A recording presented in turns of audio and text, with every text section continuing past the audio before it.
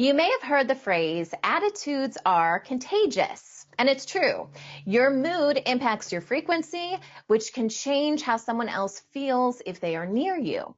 Now, the same is true for children, who are often even more sensitive than adults. Degani is a dynamic teacher, spiritual counselor, and healer. She and her husband work with children to see beyond this realm by practicing their supernatural gifts. So Lee is back with us. And Lee, today we're talking about how consciousness and energy, how we're impacting one another. And this happens between adults too, but I feel like since we're talking about kids, I see this in my kids all the time, right? My kid will be upset about something, and before you know it, their siblings are impacted by it. I'm impacted by it. I'm yelling at my husband, you know what I mean?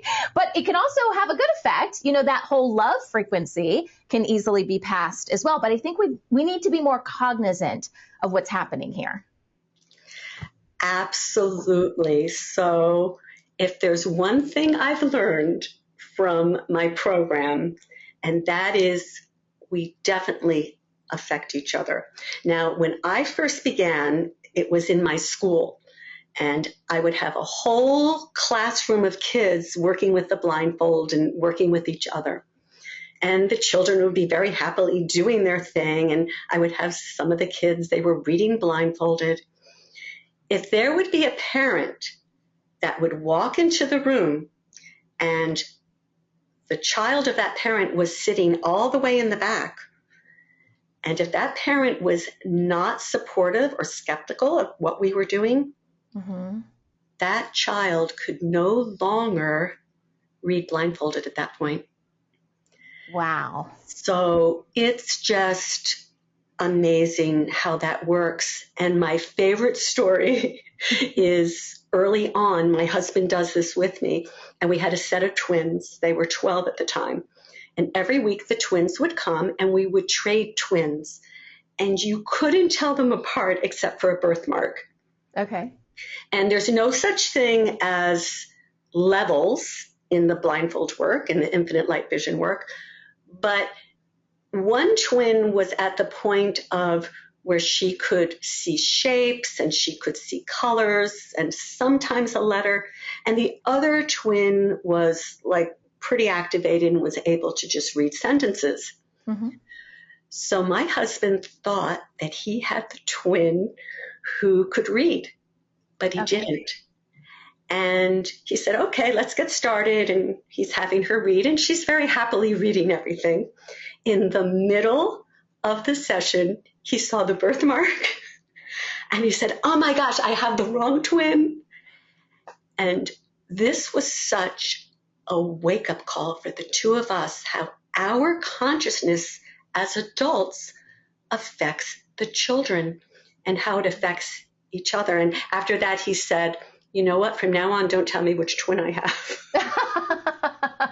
Now, how did the twin respond to this, being able to read? The twin was happy.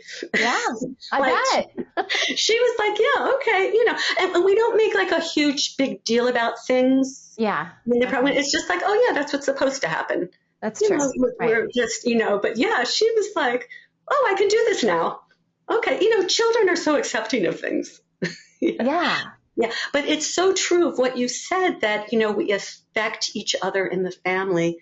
And like I've seen where children, once their energy field changes from this work, then they're going back to the family, and all of a sudden the whole family is very intuitive. Or the parents start getting affected because of the energy that that child is carrying and radiating.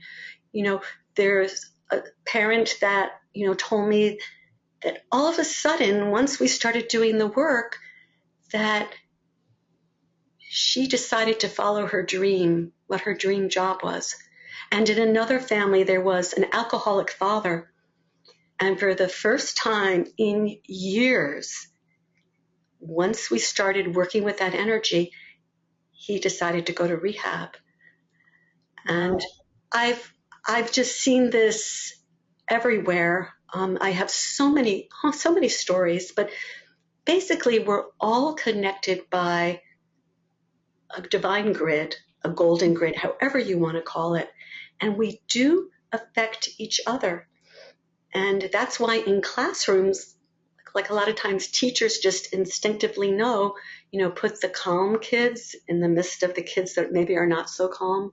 But it's definitely what I've learned. One of the biggest lessons for me of how we need to be so careful with where we are as adults with dealing with the children.